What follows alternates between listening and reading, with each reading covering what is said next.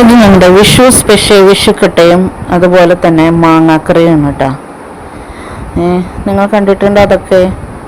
ഇതിങ്ങനെ ചൂടാറി കഴിയുമ്പോൾ ഇതിങ്ങനെ കഷ്ണങ്ങളായിട്ട് മുറിച്ചെടുക്കും. ഇങ്ങനെ കഷ്ണങ്ങളായിട്ട് മുറിച്ച് പീസാക്കി എടുക്കും കേട്ടോ. അപ്പോൾ നമുക്കിങ്ങനെ വെളിച്ചെണ്ണ തിരിഞ്ഞു വരും. അപ്പം നല്ല സൂപ്പർ ടേസ്റ്റുള്ള സാധനമാണ് കേട്ടോ അത്. അത് കഷ്ണമാക്കി ഇങ്ങനെ കഷ്ണാക്കി മുറിച്ച് അത് ആ മാങ്ങക്കറിയിൽ മുക്കി തിന്നാണ്ടല്ല, ഒരു പ്രത്യേക ടേസ്റ്റാണ്. നിങ്ങൾ കഴിച്ചിട്ടുള്ളവരൊന്ന് കമൻറ്റ് ബോക്സിൽ കമൻ്റ് ഇടണേ. ഈ വിഷുക്കട്ടയും മാങ്ങാക്കറിയും പലരും വിഷുക്കട്ടയും അതുപോലെ തന്നെ ഈ ശർക്കര പാനിയിൽ മുക്കി കഴിക്കുന്നവരുണ്ട്. പക്ഷേ എനിക്ക് ഇങ്ങനെയാണ് ഏറ്റവും ഇഷ്ടം. ഇതേ വിഷുക്കട്ട നമ്മുടെ മാങ്ങാക്കറിയിൽ മുക്കി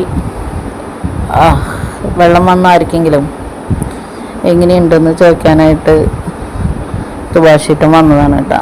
എങ്ങനെയുണ്ടെന്ന് ഞാൻ പറഞ്ഞ സൂപ്പർ ടേസ്റ്റ്.